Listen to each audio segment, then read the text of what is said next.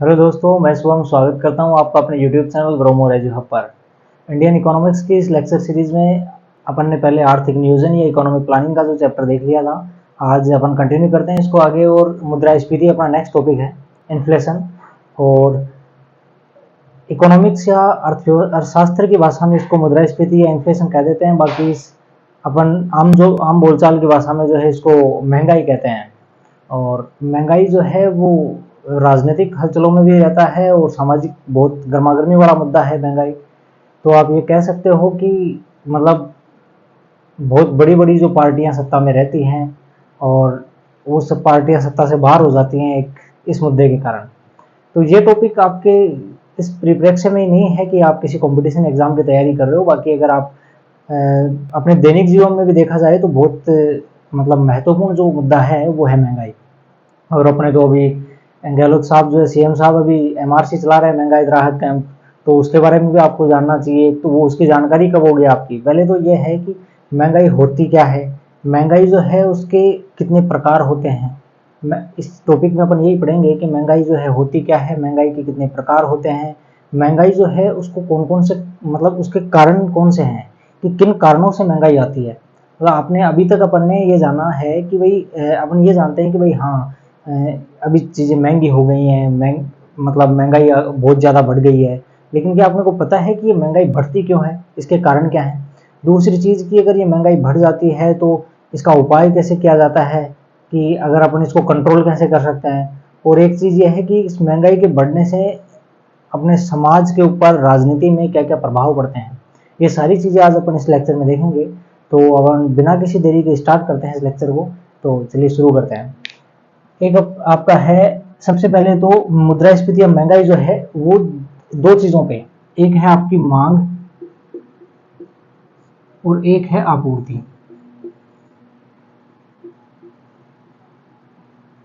आप कह सकते हो भाई एक डिमांड है और एक सप्लाई है।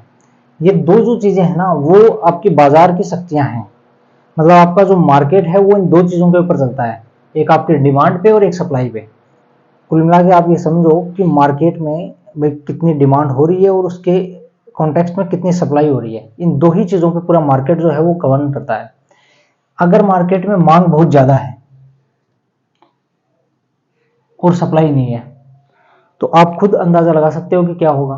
कि आप मान लो मार्केट में गए और आपको कोई, मान लो कि नया कोई फोन लॉन्च हुआ है, आपको पसंद आ गया। मार्केट में उस फोन की डिमांड ज्यादा है लेकिन उस परिप्रेक्ष्य में उसकी सप्लाई नहीं हो पा रही है उतने में, मतलब जितनी डिमांड है उतनी सप्लाई नहीं हो पा रही है। तो होगा क्या कि उसके डिमांड के बराबर सप्लाई नहीं होने के कारण जो उसके जो विक्रेता हैं, जो सेलर हैं, वो उसकी क्या है प्राइस बढ़ा देंगे। तो प्राइस बढ़ाएंगे तो उससे महंगा ही जो है वो आएगी। तो महंगाई एक क्या है कि मांग अगर ज्यादा होगी और सप्लाई उसके मतलब जितनी मांग है उतनी सप्लाई नहीं हो रही है तो महंगाई, यही है महंगाई आपकी कुल मिला के, कि मांग ज्यादा और सप्लाई कम है। मतलब आप ये कह सकते हो। एक दूसरी अगर क्रम में बात करें अपन कि मुद्रा जो है, मुद्रा और एक है आपका वस्तु, कि मुद्रा का जो मूल्य है, मुद्रा का मूल्य कम हो जाए और वस्तु का मूल्य जो है वो बढ़ जाए। मुद्रा का मूल्य कम हो जाए और वस्तु का मूल्य बढ़ जाए, ये क्या है आपके महंगाई है। मतलब अपन ये कह सकते हैं कि जिस दिन आपको जो लगे कि आप मार्केट में गए किसी भी चीज को खरीदने, लेकिन उस चीज को खरीदने के लिए मान लो आपको 100 रुपए लेके गए और वो चीज आपको ये अंदाजा लगा के गए थे आप मार्केट में कि हाँ भाई 80-90 रुपए तक आ जाएगी, लेकिन आपको पता लगा कि भाई ये चीज तो महंगी हो गई है, 100 रुपए की हो गई है। तो आपने बिना कुछ सोचे समझे वो चीज 100 रुपए में भी खरीद ली। तो इसका मतलब यह है कि आपके लिए पैसे मायने नहीं रख रहे, जो मुद्रा है उसका कोई मूल्य नहीं है, वो कोई मायने नहीं रख रही। आपके लिए मायने क्या रख रही है? वो वस्तु, कि अपने को तो वो वस्तु खरीदनी है जिस चीज को अपन खरीदने आए हैं। तो जब ये हालात हो जाते हैं तो उसको महंगाई कहते हैं। इससे क्या आती है? महंगाई आती है कि अपन जब उस वस्तु की इतनी डिमांड अपने अंदर है कि अपन पैसे की कोई कदर ही नहीं कर रहे, तो महंगाई दिन प्रतिदिन बढ़ती है। तो ये दो चीजें आप ध्यान रखना कि अगर मार्केट में मांग ज्यादा हो जाए और सप्लाई नहीं हो तो वो महंगाई जनरेट हो जाएगी। यानी मुद्रा का मूल्य कम हो जाता है, लोग पैसों को महत्व कम देते हैं, वस्तु को ज्यादा महत्व देने लग जाए, तब जो है वो आपके महंगाई आ जाएगी। अब एक महंगाई जो है वो क्या एक वस्तु की कीमत में वृद्धि से होती है? नहीं, बहुत सारी वस्तुओं की जो कीमत में वृद्धि होती है तब जाके महंगाई, उसको अपन नाम देते हैं मुद्रास्फीति नाम देते हैं। और वो वृद्धि भी कैसी होती है, सतत वृद्धि, यानी ग्रेजुअली, मतलब एक आप ये मान सकते हो कि एक रेगुलरली वृद्धि हो रही है उसमें, धीरे धीरे रेगुलरली वृद्धि हो रही है, तब जाके अपन उसको बोलते हैं कि वो मुद्रास्फीति का रूप ले लेती है। अपन इसमें अब आगे पढ़ते हैं कि एक फिलिप्स कर्व है आपके, एक अर्थशास्त्री थे,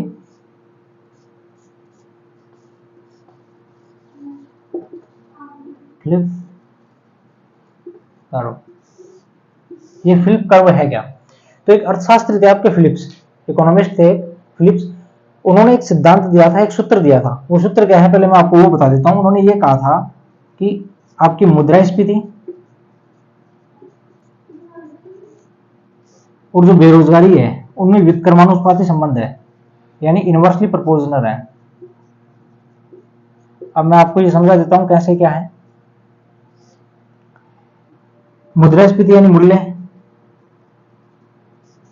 और बेरोजगारी यानी वेतन, इसको ये भी नाम दे सकते हैं अपन।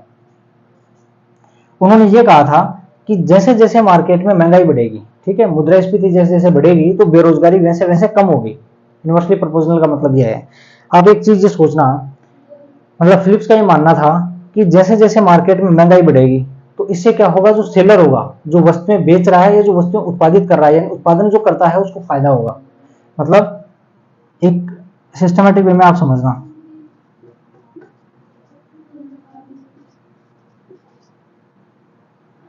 मुद्रास्फीति बढ़ी तो इससे क्या हुआ, जो उत्पादन करता है वस्तुओं का उसको फायदा हुआ,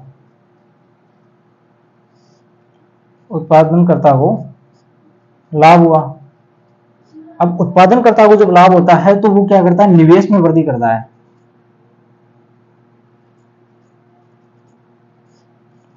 और जब वो निवेश में वृद्धि करेगा तो रोजगार जो है लोगों को मिलेगा, रोजगार सृजन होगा।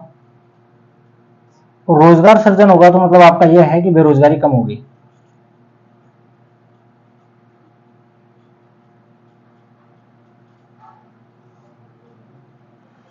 अब मैं एक सिस्टमेटिक वे में आपको थोड़ा समझाने की कोशिश करता हूं इसको। मार्केट में महंगाई बढ़ी, मान लो कि ये मार्कर है, इस मार्कर की जो रेट है मार्केट में अभी 10 रुपए है, मान लो कि कुछ दिन में बढ़कर के 15 रुपए हो जाए। अगर 15 रुपए का ये मार्कर है, 15 मतलब रेट बढ़कर के 15 रुपए हो गई, तो ये जो मार्कर बनाने वाली जो कंपनी है वो क्या करेगी, मतलब उसको फायदा हुआ। जो मार्केट का इस मार्कर का उत्पादन कर रही है जो कंपनी, उसको फायदा हुआ, जो प्रोड्यूसर है। जब उसको फायदा होगा तो इस मार्कर की एक और फैक्ट्री स्टेब्लिश करेगा, इन्वेस्टमेंट करेगा। एक फैक्ट्री का एक ऐसा इन्वेस्टमेंट करेगा कि एक फैक्ट्री और लगा लो। जब वो एक फैक्ट्री और लगाएगा तो कुछ लोगों को रोजगार देगा, जब वो रोजगार देगा तो बेरोजगारी कम होगी। एक सिस्टमेटिक वे में आपको, मुझे लगता है, मैं उम्मीद करता हूं कि आपको समझ में आ गया होगा। तो मुद्रास्फीति या महंगाई जैसे जैसे मार्केट में बढ़ती है वैसे वैसे बेरोजगारी कम होती है। लेकिन ये तब तक है जब मुद्रास्फीति की एक, मतलब कुछ हद तक, एक मुद्रास्फीति की एक लिमिटेड रेट तक, एक बहुत सीमित दर तक जब हम बात करते हैं कि मुद्रास्फीति बढ़ रही है, तब तक तो बेरोजगारी कम होगी। लेकिन ऐसा हो जाए कि मुद्रास्फीति बहुत ज्यादा बढ़ जाए, मतलब मुद्रास्फीति बहुत ज्यादा कब होगी, कि डिमांड बहुत ज्यादा हो, डिमांड बहुत ज्यादा हो जाए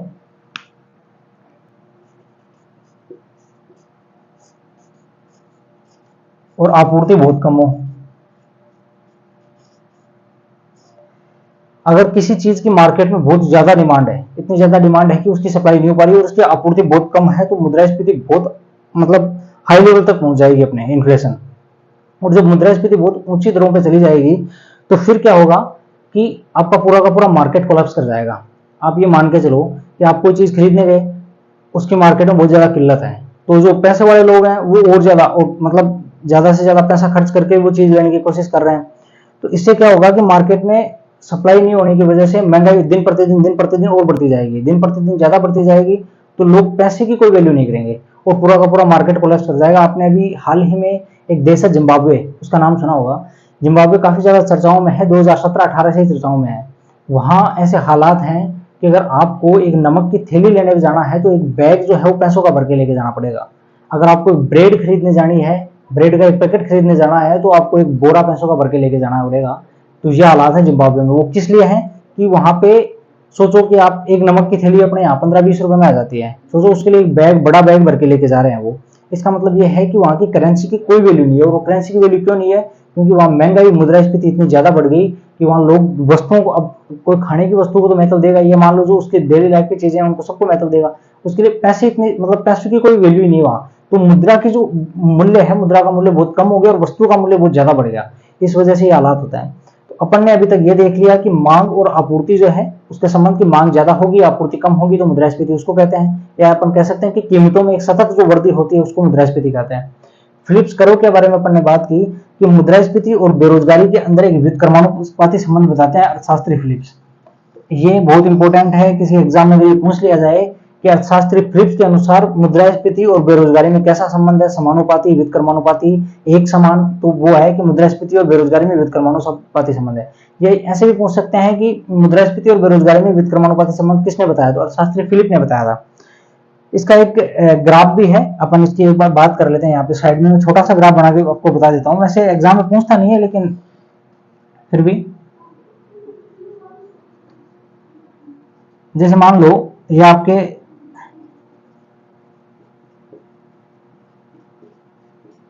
मुद्रास्फीति की रेट है प्रतिशत में 1, 2, 3 और 4, और ये है आपका बेरोजगारी किधर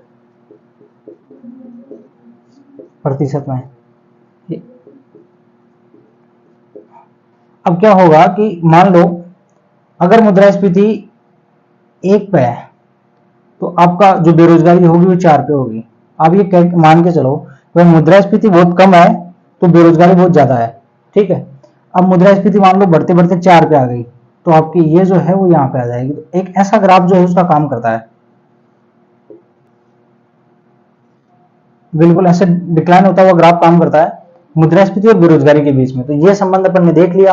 अभी तक अपन ने 2 चीजों की बात कर ली। अब अपन जो नेक्स्ट अपन पढ़ेंगे वो है कि मुद्रास्फीति के प्रकार कौन कौन से हैं, कि महंगाई जो है, अभी तक अपन ने ये सुना था वह महंगाई है। अभी जो महंगाई बढ़ रही है दिन प्रतिदिन जो है वो आमजन इस महंगाई से बहुत ज्यादा परेशान है, लेकिन अपने को ये नहीं पता कि महंगाई कितने प्रकार की होती है। भाई इकोनॉमिक्स के टर्म में तो अपने को ये पता ही नहीं है। और ये इसलिए भी जरूरी हो जाता है कि अपन जब किसी न्यूज़पेपर का जो फाइनेंशियल कॉलम पढ़ते हैं तो वहां पे अपने को डे बाय डे में, मतलब डे टू डे लाइफ में दिन प्रतिदिन अपने को ये देखने को मिलता है कि भाई आपके जो महंगाई दर है, जो मुद्रास्फीति की दर है वो इतने प्रतिशत बढ़ी, आपके जो WPI या CPI में जो रेट है वो इतनी ज्यादा बढ़ी। तो वो चीजें अपने को कब वो अपन स्किप कर जाते हैं, छोड़ते हैं कि आगे बढ़ो। वो क्यों स्किप कर जाते हैं कि वो अपने को समझ में नहीं आती वो चीजें। तो अब ये टॉपिक देखने के बाद आपको अच्छे से समझ में आएगा, आप समझ जाओगे कि क्या होती है मुद्रास्फीति या महंगाई। तो चलो अपन बात करते हैं आगे कि मुद्रास्फीति के प्रकार कितने होते हैं।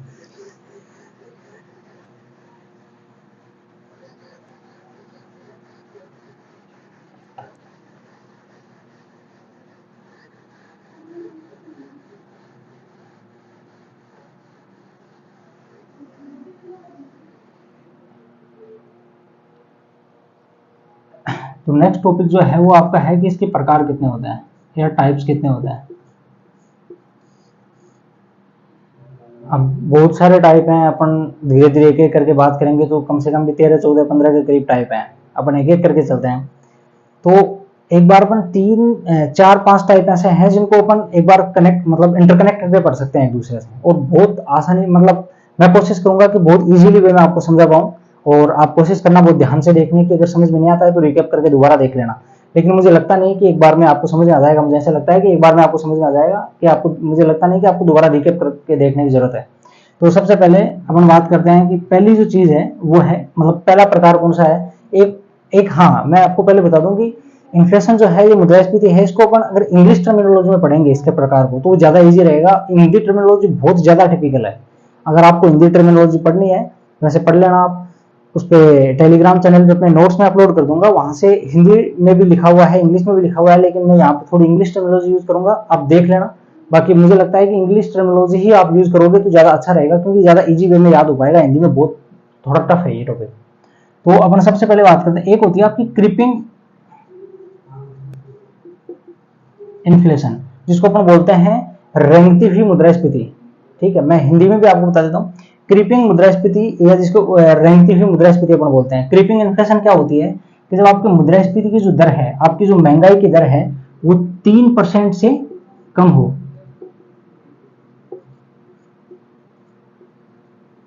अब ये एग्जांपल के थ्रू समझना कि मान लो कि पिछले महीने या मतलब अभी जून चल रहा है, पिछले जून में यानी जून 2022 में कोई चीज 100 रुपए की थी, इस बार वो चीज 102 रुपए की हो गई।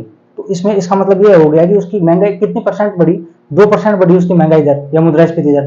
तो वो कौन सी मुद्रास्फीति में आएगी, तो वो क्रीपिंग मुद्रास्फीति या रेंगती हुई मुद्रास्फीति कहलाएगी आपके। तो यह है कि अगर जो मुद्रास्फीति की दर है वो 3% से कम है तो वो कौन सी हो गई आपके, रेंगती हुई या क्रीपिंग मुद्रास्फीति। दूसरी होती है आपकी वॉकिंग इन्फ्लेशन। वॉकिंग इन्फ्लेशन जिसको अपन बोलते हैं चलती हुई मुद्रास्फीति। अगर जो महंगाई की दर है वो आपकी 3 से लेकर के 10% के बीच में है, 3% से लेकर के 10%। जैसे कि वही एग्जांपल की बात अपन समझना कि मान लो कि कोई चीज पिछले साल 100 रुपए की थी, इस साल मतलब जून 2022 में 100 रुपए की थी, जून 2023 में वो चीज जो है वो 108 रुपए की हो गई। तो इसका मतलब ये है कि 8% जो है उसमें वो ग्रोथ हुई या मुद्रा जो महंगाई बढ़ी। तो ये हो गई आपकी वॉकिंग इन्फ्लेशन जिसको अपन बोलते हैं चलती हुई मुद्रास्फीति। और एक होती है आपकी रनिंग इन्फ्लेशन जिसको अपन बोलते हैं दौड़ती हुई मुद्रास्फीति। और ये दौड़ती हुई जो मुद्रास्फीति है जब आपके 10 से 20% के करीब, 10 से 20% तक मुद्रास्फीति की दर रहती है। भाई आपके पिछले साल अगर कोई चीज 100 रुपए की थी वो अगर 117 रुपए की या 116 रुपए की हो गई हो तो उसको अपन बोलते हैं मतलब 17% की ग्रोथ हो गई तो उसको अपन बोलते हैं रनिंग इन्फ्लेशन में आएगी वो दौड़ती हुई मुद्रास्फीति में। एक होती है आपकी गैलोपिंग इन्फ्लेशन जिसको अपन बोलते हैं कूदती हुई मुद्रास्फीति। ये 20% से ज्यादा होती है अगर मुद्रास्फीति की दर 20% से अधिक हो।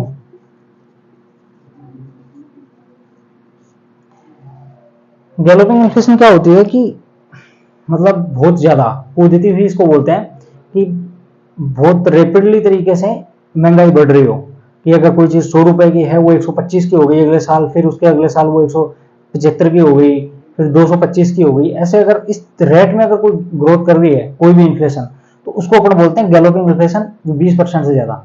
एक होती है हाइपर इन्फ्लेशन आपके अति मुद्रास्फीति।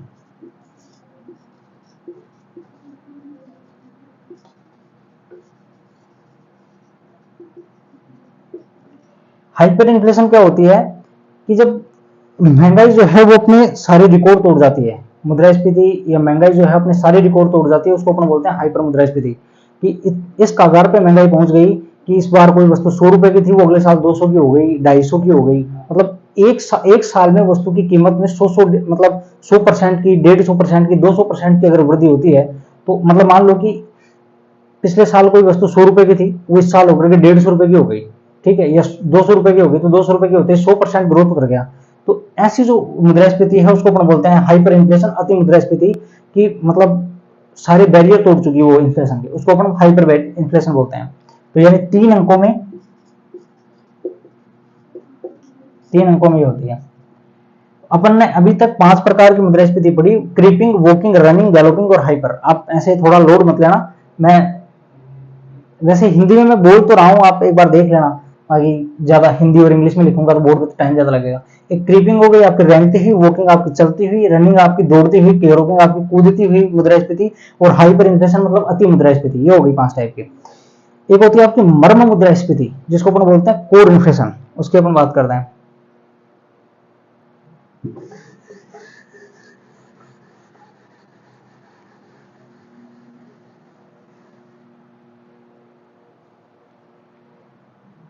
सिक्स नंबर पे है आपकी मर्म मुद्रास्फीति या जिसको अपन बोलते हैं कोर इन्फ्लेशन। अब कोर जो इन्फ्लेशन है इसका कंसेप्ट जो है वो 1981 में एक आपके अर्थशास्त्री थे एलेक्सटन,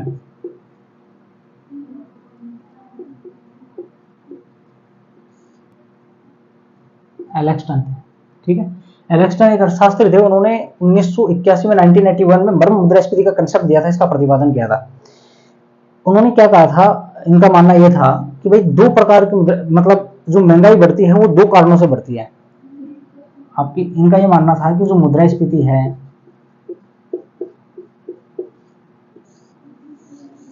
वो 2 कारणों से बढ़ती है। एक स्थायी कारण होते हैं परमानेंट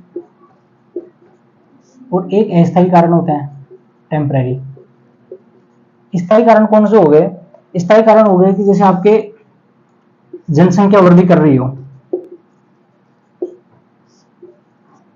या फिर मान लो आपके औद्योगिकरण बढ़ रहा हो,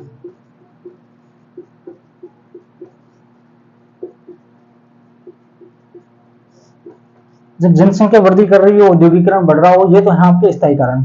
अस्थायी कारण क्या है? जैसे मान लो जलवायु परिवर्तन जो है आपका, या कोई ऐसे मान जलवायु परिवर्तन हो गया, या मानसून की कमी के कारण वर्षा नहीं हो पाई, ये सारी जो चीजें अस्थायी कारण है। तो अस्थायी और स्थायी दो कारण हो गए आपके। तो ये डिफरेंशिएट करता है मर्म मुद्रास्फीति स्थायी और अस्थायी कारणों में।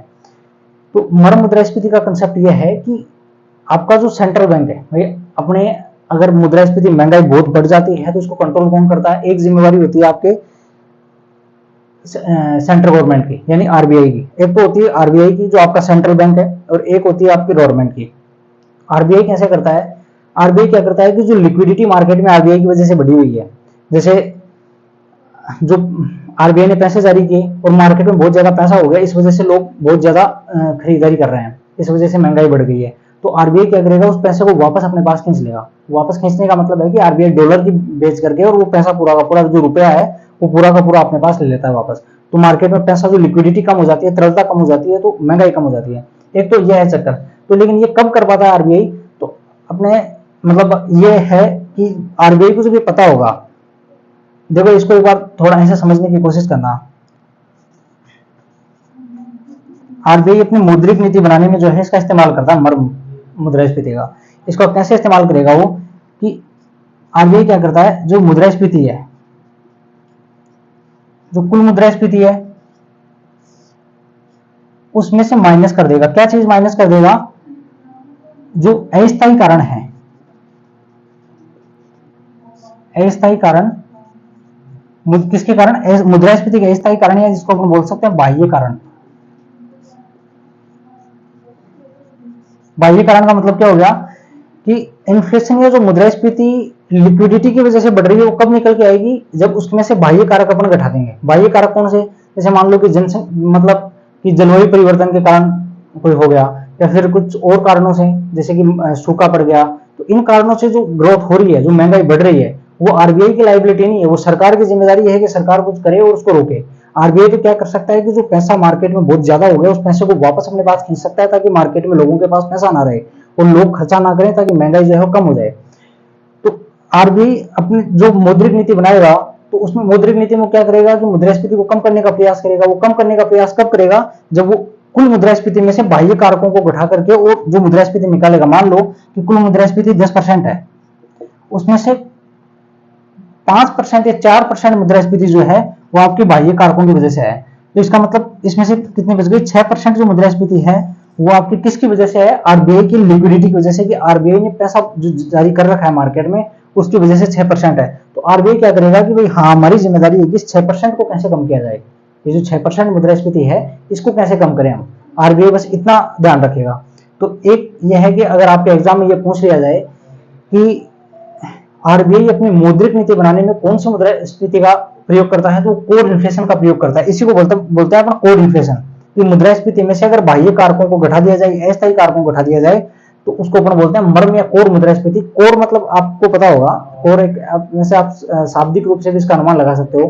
कोर मतलब यह है कि इसका जो मुख्य जो चीज है, अंदर का जो मुख्य तत्व है, उसकी बात अपन कर रहे हैं। 10% जो मुद्रास्फीति है उसमें से 4% अगर घटा दोगे तो 6% जो कोर आ जाएगी, उसके ऊपर आरबीआई कंट्रोल करने का प्रयास करेगा।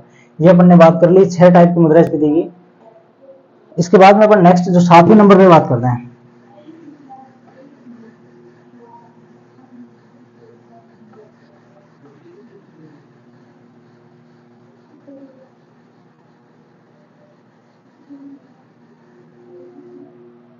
सातवें नंबर के ऊपर आपकी एक आती है आयातित मुद्रास्फीति है, जिसको अपन बोलते हैं इंपोर्टेड।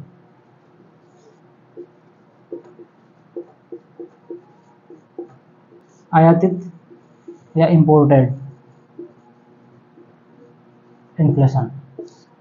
आयातित मुद्रास्फीति जो है या इंपोर्टेड जो इन्फ्लेशन है, वो क्या होती है कि अपन ने जो चीजें आयात की हैं बाहर से, मतलब विदेशों से जो चीजें आयात की हैं, अगर मान लो पहले कोई चीज अपन जो कच्चा माल आयात कर रहे थे, ठीक है, अपन कुछ चीजें क्या है कि कच्चे माल के रूप में बाहर से आयात करते हैं, उसको मैन्युफैक्चरिंग करके और जो वस्तु बना करके मार्केट में बेचते हैं। तो अगर मान लो कि कोई कच्चा माल अपन बाहर से आयात कर रहे हैं, उसकी मूल्य में जो है वो बढ़ोतरी हो गई, उसका मूल्य बढ़ गया, तो उसको अपन बोलते हैं आयातित मुद्रास्फीति, कि बाहर से जो कच्चा माल आयात कर रहे थे उसके मूल्य में बढ़ोतरी होने के कारण यहाँ की जो वस्तुएं हैं वो महंगी हो गई, तो वो है आयातित मुद्रास्फीति। इसको एक एग्जाम्पल के थ्रू समझना। अपन पेट्रोल यहाँ पे बनाते हैं, ठीक है, लेकिन वो पेट्रोल बनाते किसे, क्रूड ऑयल से। जैसे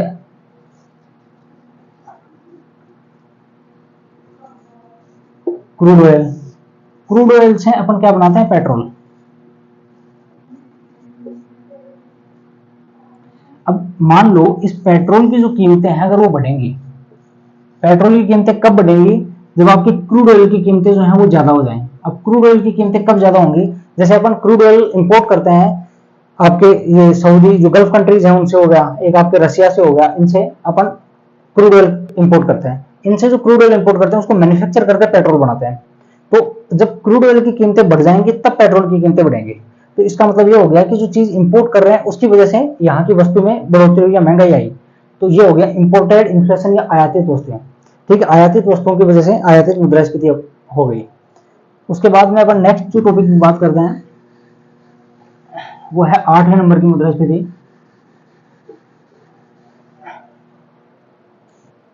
एक होती है आपकी छिपी हुई मुद्रास्फीति जिसको अपन बोलते हैं हिडन इन्फ्लेशन।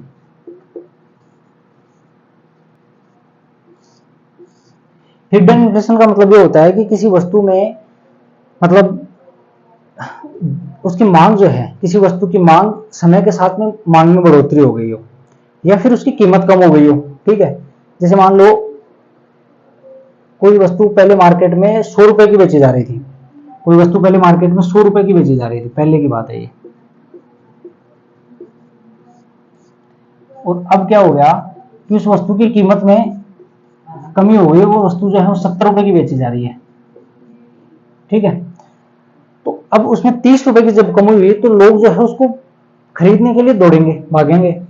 अब जब 30 रुपए की कमी की वजह से जो लोग दौड़ रहे हैं तो एक महंगाई तो बढ़ी ना भाई। वो महंगाई बढ़ी किस वजह से, कि वस्तु की कीमत में कमी हुई, लेकिन वो महंगाई दिखेगी नहीं आपको। वो क्यों नहीं दिखेगी, कि वो वस्तु जो है उसकी कीमत में जो कमी हुई है उसके ऊपर ध्यान नहीं जाएगा, लोगों को ये ध्यान जाएगा कि भाई हाँ महंगाई बढ़ रही है। तो किसी वस्तु की कीमत में कमी होने की वजह से जो महंगाई बढ़ रही है उसको अपन बोलते हैं हिडन इन्फ्लेशन, छुपी हुई मुद्रास्फीति। एक या फिर उस वस्तु की मांग में बढ़ोतरी हो जाए। भाई पहले उस वस्तु को मान लो कोई 100 यूनिट कोई वस्तु खरीद रहा था और अब उसके 105 यूनिट खरीदने लगे, तो 5% की ग्रोथ हो गई। तो एक ये दो प्रकार की, या तो उसकी कीमत में कमी हो जाए या उसकी जो मांग है उसमें थोड़ी वृद्धि हो जाए, तो उसको अपन बोलते हैं छुपी हुई मुद्रास्फीति या हिडन इन्फ्लेशन। उसके बाद में अपन जो नेक्स्ट बात करेंगे वो है आपकी संरचनात्मक मुद्रास्फीति।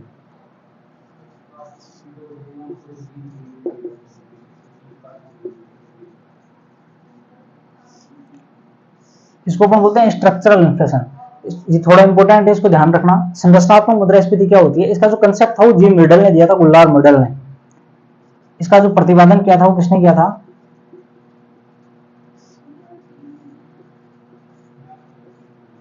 जिम रिडल ने किया था। संरचनात्मक मुद्रास्फीति क्या होती है, देखो किसी भी देश की जो अर्थव्यवस्था है उसकी जो मौद्रिक नीतियां हैं वो तय करता है वहां का जो सेंट्रल बैंक है वो। जैसे अपना यहाँ सेंट्रल बैंक है RBI, reserve bank of India. तो किसी भी अर्थव्यवस्था की जो संरचना है वो वहां का सेंट्रल बैंक तय करता है। अब अपने यहाँ पे आरबीआई जो है वो मौद्रिक नीतियां तय करता है। अब आरबीआई ने मान लो कोई लचीली मौद्रिक नीति बना दी। लचीली का मतलब ये हो गया कि ब्याज दरें बहुत कम कर दी। भाई बैंक जो पैसा ब्याज पे दे रहे हैं वो बहुत कम ब्याज पे पैसा दे रहे हैं बैंक लोगों को। तो जब लोग मान लो कि लोगों को बहुत कम ब्याज पे पैसा बैंक देंगे तो लोग बहुत ज्यादा मात्रा में ब्याज लेंगे, ये सॉरी लोन लेंगे। और जो लोन लेंगे तो उस लोन को बाहर जाके मार्केट में कहीं खपत भी करेंगे। भाई ऐसा तो है नहीं घर में रखने के लिए लोन ले रहे हैं, भाई ब्याज चुका रहे हैं तो कहीं काम के लिए तो लेंगे। तो जब लोग पैसा मार्केट बैंक से लोगों को पैसा मिलेगा और वो मार्केट में जाके खर्च करेंगे तो वो जो चीजें खरीदेंगे उन चीजों की वजह से उनकी डिमांड बढ़ेगी। अब उनकी डिमांड बढ़ने की वजह से सप्लाई तो कहीं ना कहीं कम हुई है, तो इस वजह से मार्केट में मुद्रास्फीति आती है। तो उस मुद्रास्फीति को अपन बोलते हैं संरचनात्मक मुद्रास्फीति। की ऐसे कह सकते हो आप कि लचीली जो मौद्रिक नीतियां हैं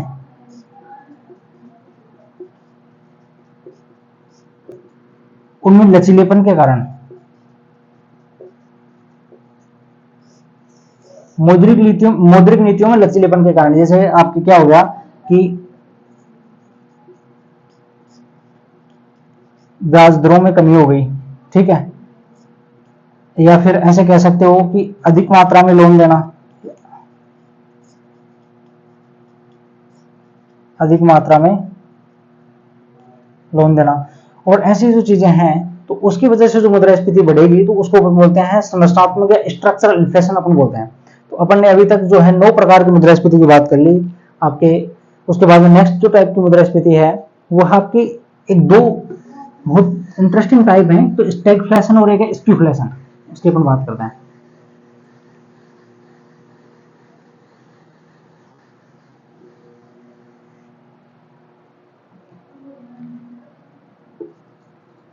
इसको अपन बोलते हैं स्टैगफ्लेशन।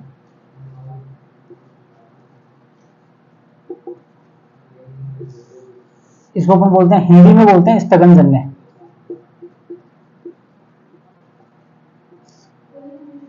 और एक जो इंटरेस्टिंग टाइप है आपका वो है स्क्यूफ्लेशन।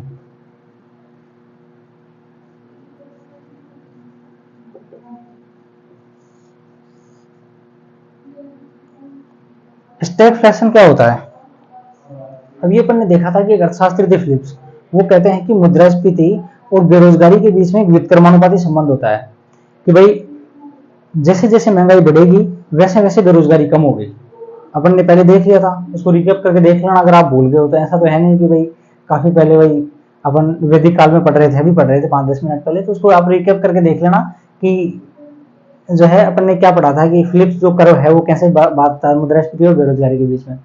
तो जो स्टैगफ्लेशन आपका स्थगनजन्य जो मुद्रास्फीति है, स्थगनजन्य मुद्रास्फीति यह कहती है कि जैसे जैसे मुद्रास्फीति बढ़ेगी या महंगाई बढ़ेगी मार्केट में, वैसे वैसे बेरोजगारी बढ़ेगी। या आप ये कह सकते हो कि बेरोजगारी, भाई मुद्रास्फीति बढ़ रही है लेकिन बेरोजगारी भी कम नहीं हो रही, वो भी बढ़ी हुई है, ठीक है। होनी तो क्या चाहिए थी, भाई मुद्रास्फीति बढ़ने के साथ बेरोजगारी कम होनी चाहिए थी, महंगाई जैसे जैसे बढ़ेगी बेरोजगारी कम होनी चाहिए थी, लेकिन महंगाई भी बढ़ रही है और बेरोजगारी भी बढ़ रही है, ठीक है। तो ऐसी जो हालात हैं वो वहां किसी भी देश के सेंट्रल बैंक के लिए, केंद्रीय बैंक के लिए बहुत मतलब मुश्किल के हालात हो जाते हैं। जैसे कि अपने यहाँ पे आरबीआई है, आरबीआई के लिए दुविधा की स्थिति उत्पन्न कर देता है ये हालात। भाई महंगाई भी बढ़ रही है और बेरोजगारी बढ़ रही है। अब आप ये कहोगे कि दुविधा की स्थिति कैसे उत्पन्न हो रही है, तो मैं ऐसे बताता हूँ, एक बार एक एग्जाम्पल के थ्रू समझना आप इसको। कि मान लो कि मुद्रास्फीति अगर बढ़ रही है तो इस महंगाई को कंट्रोल करने के लिए आरबीआई क्या करेगा कि जो ब्याज दरें हैं वो उनको बढ़ाएगा, ठीक है। अपनी ब्याज दरों को बढ़ाएगा। अब ब्याज दरों को बढ़ाएगा तो उससे क्या होगा कि लोग भाई लोन जो है वो लेना कम करेंगे, लोग पैसा लेना कम करेंगे ब्याज पे। जब ब्याज पे पैसा लेना कम करेंगे लोगों की डिमांड थोड़ी कम होगी। डिमांड अगर कम होगी लोगों की तो आप मांग और आपूर्ति के बीच में एक संतुलन से स्थापित हो जाएगा बाजार में, और कोई समस्या खड़ी ज्यादा होगी नहीं। तो ब्याज दरों को मुद्रास्फीति को कम करने के लिए ये क्या करेगा भाई, आपके ब्याज दरों को बढ़ाएगा। लेकिन बेरोजगारी अगर ज्यादा है तो ये क्या करता है भाई, बेरोजगारी ज्यादा है तो आरबीआई ये सोचेगा भाई जो कुछ बिजनेसमैन है उनको लोन दिया जाए, और उनको लोन देंगे भाई। तो लोन देने के लिए बिजनेसमैन कब लोन लेगा, जब आप थोड़ा कम रेट पे उसको लोन दोगे, कम ब्याज पे लोन दोगे, तो उसको इन्वेस्टमेंट, ताकि कोई बिजनेसमैन अगर इन्वेस्ट करे कहीं, निवेश करे, तो निवेश के लिए उसको लोन देना जरूरी है। और निवेश के लिए लोन कब लेगा वो, जब आप कम ब्याज पे दोगे। तो बेरोजगारी को कम करने के लिए आरबीआई क्या करेगा, इन ब्याज दरों को कम करेगा भाई, ब्याज दरों को कम। अब ये दोनों चीजें हो गई आरबीआई के सामने, एक हो गई कि ब्याज दरों को बढ़ाना है, एक है कि कम करना है। अब दुविधा की स्थिति ऐसे हो गई भाई, बेरोजगारी कम करनी है तो भाई ब्याज दरों को कम करना पड़ेगा ताकि ज्यादा इन्वेस्टमेंट और निवेश हो। ज्यादा निवेश होगा तो लोगों को ज्यादा रोजगार मिल पाएगा। और अगर महंगाई को कम करना है तो ब्याज दरों को बढ़ाना पड़ेगा ताकि लोगों के पास में पैसा कम जाए और मांग जो है वो उनकी कम हो, और आपूर्ति और मांग के बीच में एक संतुलन स्थापित हो पाए। तो ये आरबीआई के लिए एक होगी दुविधा की स्थिति। तो ये अपन ने बात कर ली स्टैगफ्लेशन स्थगनजन्य मुद्रास्फीति तक के। भाई बेरोजगारी बढ़े, बेरोजगारी को कम करने के लिए ब्याज दरों को कम करना पड़ेगा, और मुद्रास्फीति को कम करने के लिए ब्याज दरों को बढ़ाना पड़ेगा। अब आरबीआई जो है वो दोनों ही काम नहीं कर सकता, तो वो तो उसके लिए दुविधा की स्थिति उत्पन्न हो गई। तो ये ऐसी जो मुद्रास्फीति होती है उसको अपन बोलते हैं स्टैगफ्लेशन, या अपन बोलते हैं स्थगनजन्य मुद्रास्फीति। तो और एक होती है आपकी स्क्यूफ्लेशन। स्क्यूफ्लेशन क्या होती है कि जैसे मान लो कुछ विशेष जो वस्तुएं होती हैं,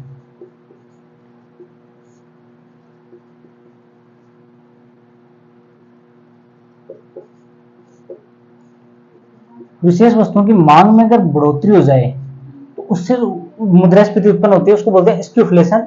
तो स्क्यूफ्लेशन से जैसे मान लो कि आजकल कुछ मतलब हाल फिलहाल के दिनों में लोग थोड़ा सा हेल्दी फूड खाते हैं, तो हेल्दी फूड खाते हैं तो उनको चाहिए कि भाई प्रोटीन जो है, प्रोटीन युक्त भोजन खा रहे हैं, तो प्रोटीन युक्त जो भोजन है उसकी थोड़ी सी डिमांड ज्यादा हो गई है। तो उस वजह से जो प्रोटीन युक्त भोजन है, जो उसकी डिमांड ज्यादा होने से उनकी जो रेट है, उनकी जो कीमतें हैं वो भी बढ़ रही है। तो कीमतें बढ़ने से थोड़ी महंगाई बढ़ रही है। तो किसी विशेष वस्तु की मांग ज्यादा होने से जो महंगाई बढ़ती है उसको बोलते हैं स्क्यूफ्लेशन। तो अभी तक अपन ने बात कर ली कि महंगाई होती क्या है, महंगाई के कौन कौन से प्रकार होते हैं, लगभग लगभग सारे कवर कर ली। एक आध जो रह गए वो अपन बाद में कर लेंगे, और जो नेक्स्ट लेक्चर है उसमें अपन और आगे कंटिन्यू करते हैं इस लेक्चर को, इसके जो इंपॉर्टेंट और फैक्ट हैं वो, या फिर मान लो कि मुद्रास्फीति का मापन कैसे करते हैं, कि महंगाई मापते कैसे हैं, कौन महंगाई को मापता है और किस आधार पर मापा जाता है, वो अपन आने वाले लेक्चर में पढ़ेंगे। आपने जो है वो इतना इत्मीनान से लेक्चर देखा है उसके लिए शुक्रिया, और आगे जो है वो कंटिन्यू करते हैं इस लेक्चर को, और इतनी देर तक धैर्य से सुनने के लिए आपका धन्यवाद। आगे के लेक्चर को आप मतलब इस लेक्चर को थोड़ा सपोर्ट करना ताकि आगे लेक्चर और बेहतर ऊर्जा के साथ में बना पाऊँ, और थैंक यू सो मच। मिलते हैं नेक्स्ट लेक्चर में।